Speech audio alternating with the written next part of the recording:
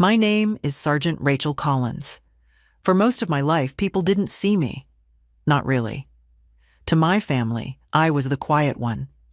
The girl who never posted on Facebook, who skipped Thanksgiving without calling, who showed up to weddings in plain boots instead of heels. They looked at me and saw a void. A woman with no ambition, no husband, and no stories to tell. To my old unit, however, I was something else entirely. I was efficient. I was silent. I was the person you called when you needed a problem to simply cease to exist. I didn't gossip in the barracks. I didn't drink in the mess hall. I didn't need to be liked. I needed to survive. The day they kicked in my door, I wasn't hiding. I was steeping tea. I had just set the kettle on the cast iron stove when the heavy oak frame burst inward. It wasn't a polite knock. It was a breach. The wood shattered, splinters flying across the room like shrapnel, chased by the blinding white beam of a tactical flashlight and the aggressive scent of synthetic adrenaline. They were loud. Too loud. Like amateurs who thought volume could replace precision. They expected a squatter. Maybe a frightened, unarmed woman cowering behind the furniture, begging for mercy.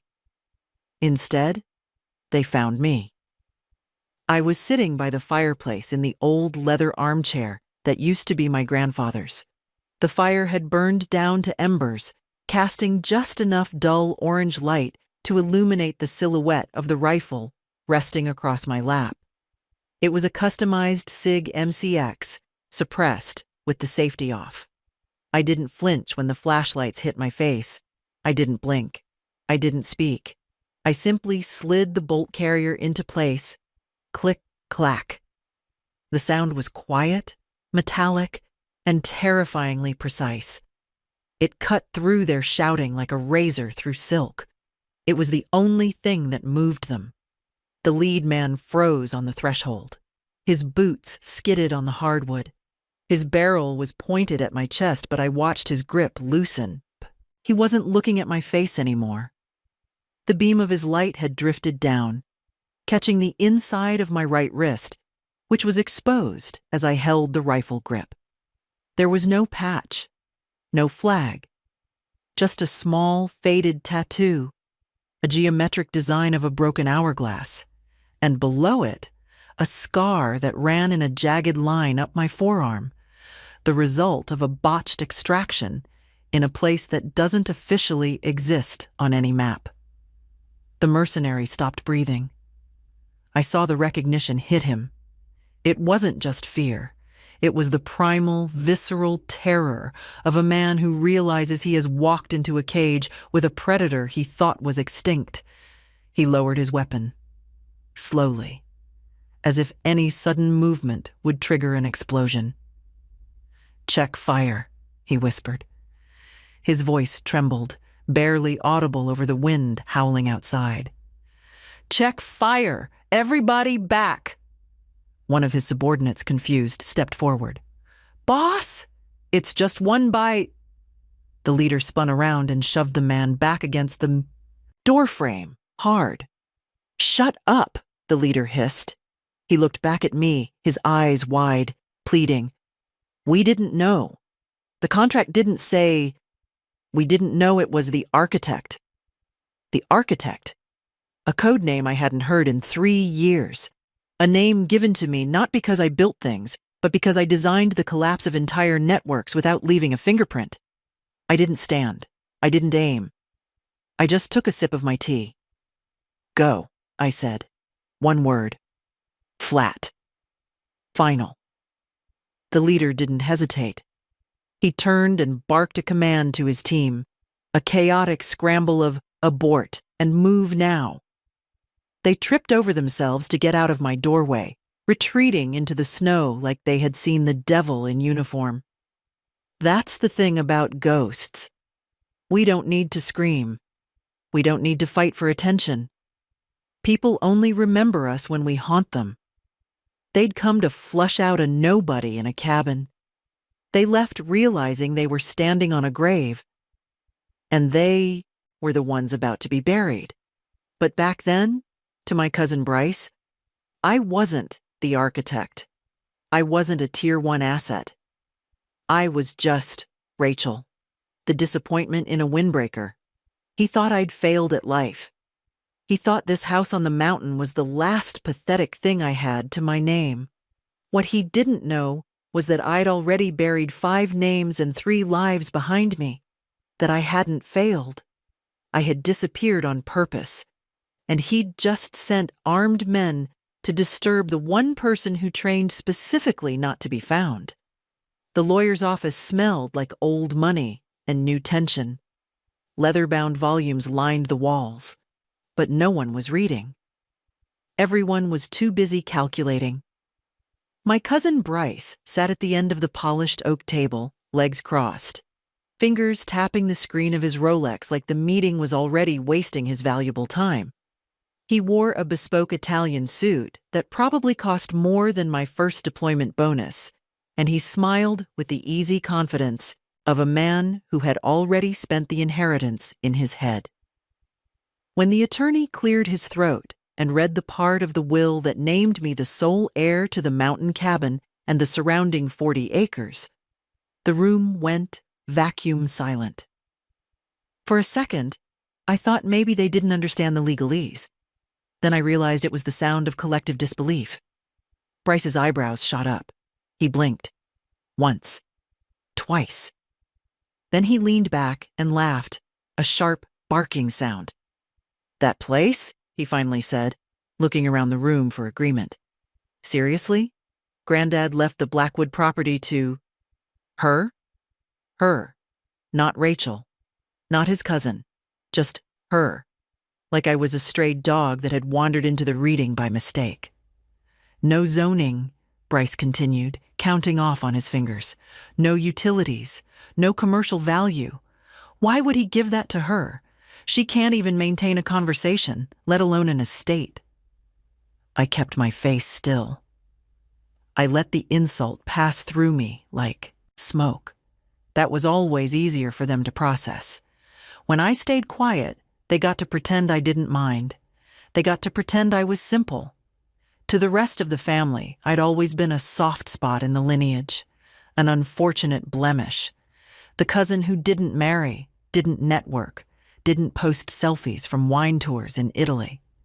The cabin, in their eyes, was an old shack on useless land, just like I was a wasted branch on the family tree. I watched them shift uncomfortably, trying to hide their surprise behind fake smiles. No one congratulated me. No one even looked at me, except Bryce. He didn't mask anything. He was furious. But not because he wanted the cabin for sentimental reasons. He was mad because he had already pre-sold the timber rights to a developer. He was mad because I was an obstacle. Bryce needed me to stay beneath him, to never have anything that made me visible, relevant, or real. That cabin was worthless to them. But to me, it was more than property. It was quiet, isolated, defensible. And for the first time in years, something told me it might finally be time to stop running. He caught up with me in the parking lot, just as I was unlocking the door of my rusted truck. The air was dry and sharp, the kind of cold that cuts through denim. I heard his shoes before his voice, polished leather clicking too loud against the asphalt. He was smiling when he stepped into my space, hands tucked in the pockets of his long gray wool coat, like we were old friends sharing a joke.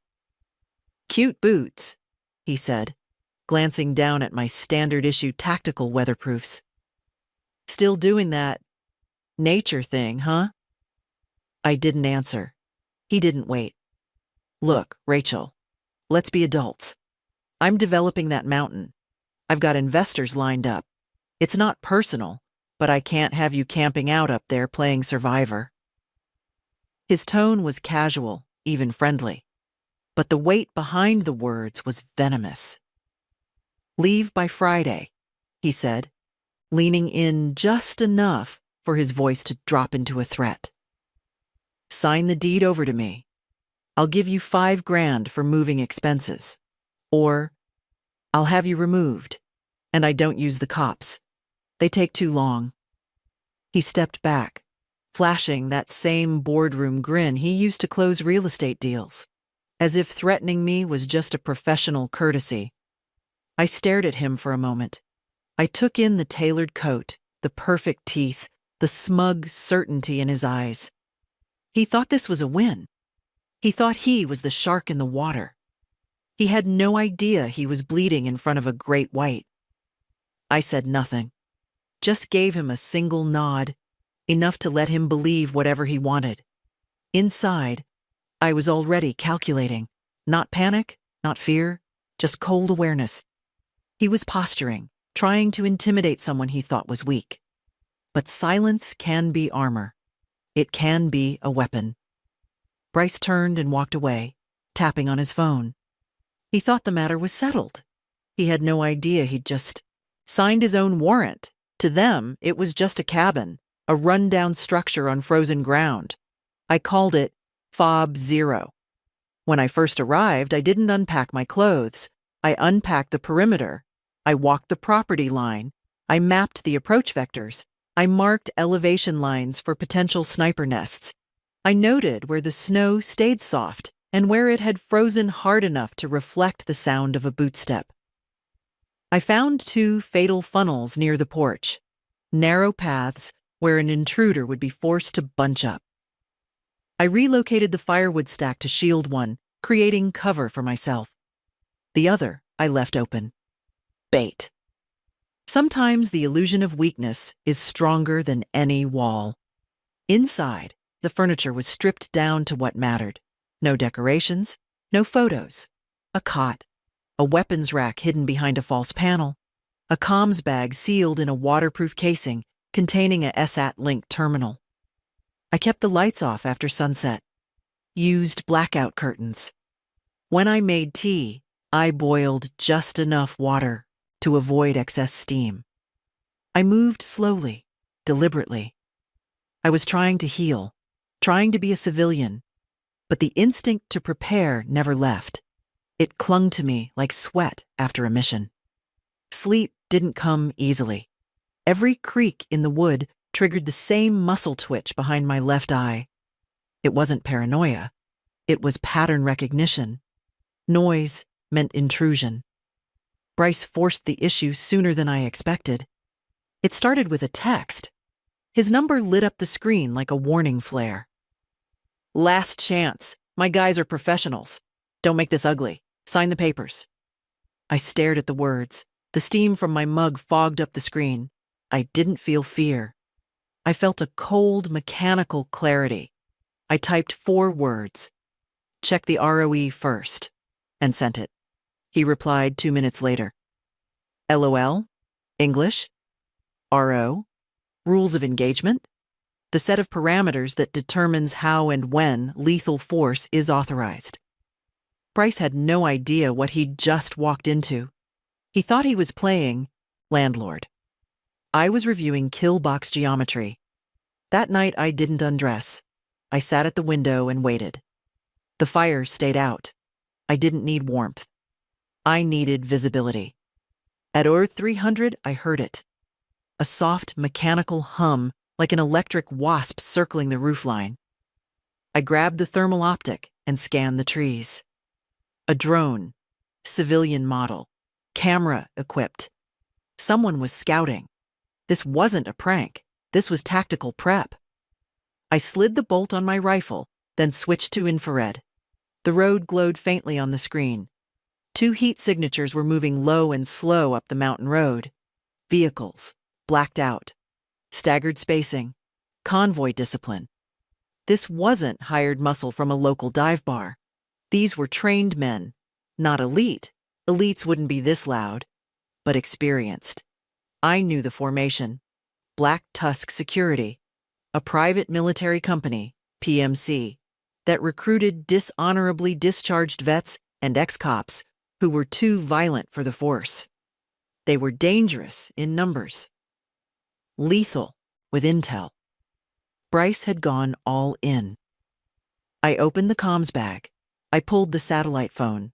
I dialed a number that wasn't supposed to exist, a number that didn't route to a switchboard, but to a secure server in a basement in Virginia. One ring, then gravel. Status? The voice asked. No names. Asset is compromised, I said. Domestic soil, hostiles or PMC, requesting cleanup protocol. The voice on the other end paused. Are you in immediate danger, Architect? No, I said. They are. Understood. The recovery team is airborne. ETA 40 minutes. You have a green light for containment. The call ended. I set the phone down. I loaded the magazine with subsonic rounds. I checked the chamber alignment. Then I boiled water. Not because I needed tea, but because rituals mattered. They kept the adrenaline from climbing too fast. They gave me rhythm. I poured the tea. I sat in the armchair. I placed the rifle across my lap.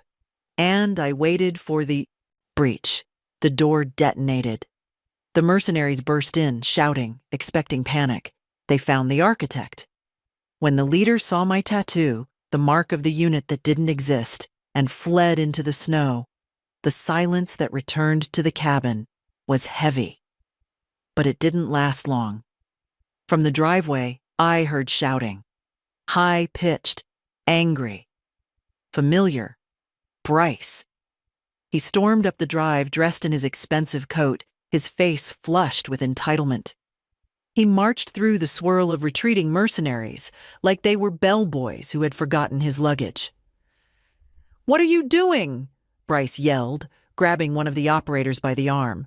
"Where are you going? She's one woman. Get back in there." The mercenary didn't answer.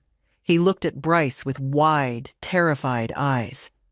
"Get off me," the merc snapped. "I paid you," Bryce screamed. "I paid for an eviction." The mercenary leader stepped forward. He didn't explain. He grabbed Bryce by the collar and slammed him against the hood of the black SUV with enough force to dent the metal. "You said she was a squatter," the leader growled, his face inches from Bryce's. "You didn't say she was the architect." Bryce blinked. "The what? She's my cousin. She's nobody." The mercenary shook his head, disgusted. "I saw that woman dismantle a terror cell in Yemen without firing a shot. If she wanted us dead, we'd be missed by now." He shoved Bryce away. "We're leaving, and if you're smart, you'll start running." I watched from the porch. Still seated, still silent. The SUVs peeled out a moment later, tires spitting snow behind them. They didn't ask for a refund. They just ran. Bryce stood alone in the headlights of his own car, blinking, finally starting to understand that something was terribly wrong. He looked up at the porch. He couldn't see me in the dark, but he knew I was there. "You," Bryce shouted, his voice cracking. "You think this is over? I'll sue you. I'll bring the police. I walked out onto the porch. I didn't have the rifle anymore. I didn't need it. "Bryce," I said. My voice was quiet, but in the cold air, it carried perfectly. He froze. "You just committed a federal felony," I said. "Conspiracy to commit an act of terror against a Tier 1 national asset. You authorized an armed incursion on a protected site." He laughed, a nervous, shaky sound. "Protected site? It's a cabin, Rachel, and you're just a burnt-out vet." "Look up," I said. He looked up. Above the tree line, the sound of rotors cut through the wind. Not a news chopper, not a police helicopter. 2 MH6 little birds, matte black. No lights. They descended fast, the wash from their rotors kicking up a blizzard of snow. Bryce stumbled back. "What? What is that?" At the end of the driveway, the road was suddenly blocked. 3 black SUVs, Chevy Suburbans with tinted windows and no license. Plates skidded to a halt. There were no sirens, no flashing red and blue lights, no bullhorns telling him to put his hands up. The doors opened. Men poured out. They didn't wear police uniforms. They wore tactical gear, civilian clothes, and balaclavas. They moved with a terrifying, fluid speed. The cleaners. Bryce tried to run. He scrambled toward his car. Two of the men intercepted him before he could touch the handle. They didn't shout, "Freeze."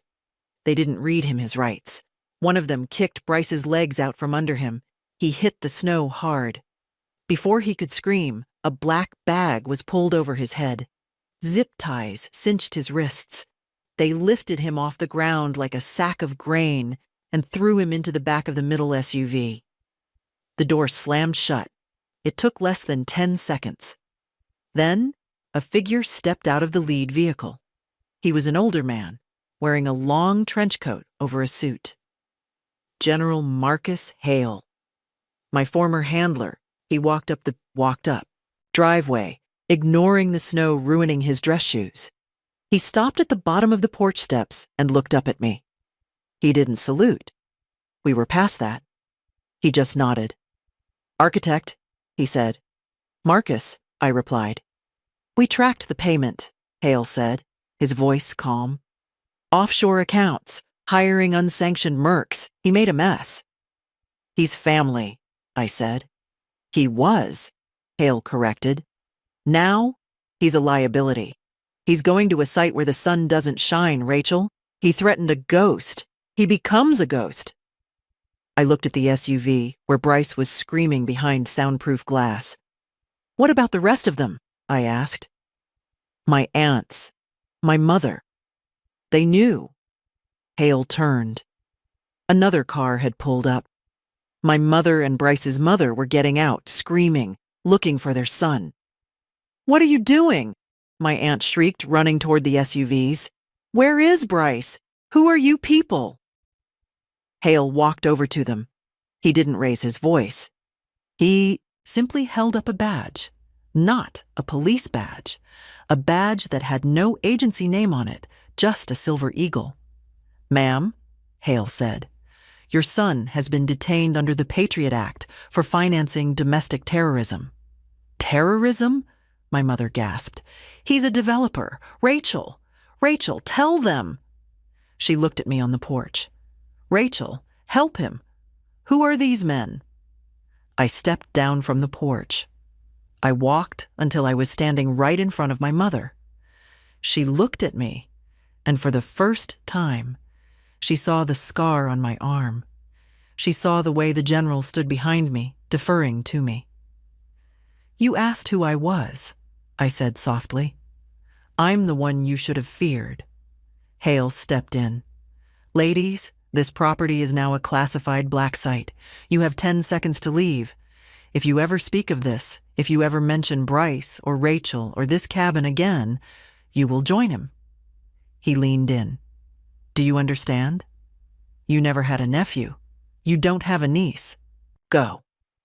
The color drained from their faces. They looked at the black helicopters hovering above. They looked at the faceless men with rifles. They got in their car and drove. They drove fast. Hale watched them go, then turned to me. "It's done," he said. "Bryce is gone. The records will be scrubbed. As far as the world knows, he took a long vacation." "Thank you, Marcus," I said. He looked at the cabin. "You going to be okay out here alone?" I looked at the dark woods. The silence was back. But this time, it wasn't heavy. It was mine. "I'm never alone," I said. Hale smiled with a grim expression. He signaled his team. The SUVs turned around. The helicopters banked and flew off. Within a minute, the driveway was empty. The snow was already covering the tire tracks. 6 months passed. The cabin didn't stay a bunker. I rebuilt it. I put on a new roof. I laid solid floors. I built a wide hearth that never stopped burning. It wasn't just a place to rest anymore. It was a place to heal. Veterans started arriving, 1 or 2 at a time. People like me. People who carried ghosts. They came through the network, whispers of a safe house run by the architect. We cooked together. We sat by the fire. We never asked for backstories. We only offered respect. I stopped waiting for my family to validate me. I stopped needing to prove I wasn't a failure. The life I built didn't have room for their performance. Only peace. Then, one day, a courier arrived. He handed me a single envelope. No return address. I opened it. It wasn't a letter. It was a photo. A grainy, black and white surveillance photo of a cell block in a facility that didn't exist. Bryce was sitting on a cot, looking at a blank wall. He looked older, broken, silent. There was a sticky note attached to the back. He remains silent. Hail. I looked at the photo. I walked over to the fireplace. I dropped the photo into the flames. It curled in the heat, turning to ash without a sound. I didn't feel anger. I didn't feel triumphant. Just stillness. For the first time in my life, I didn't owe anyone anything. Not my family. Not the past. Not even the story. Some people spend their lives trying to be seen. I spent mine learning how to disappear. And when I was finally invisible to the ones who never understood me, I became visible to the only ones who mattered. I stood on the porch, watching the snow fall on the quiet mountain. The architect was home.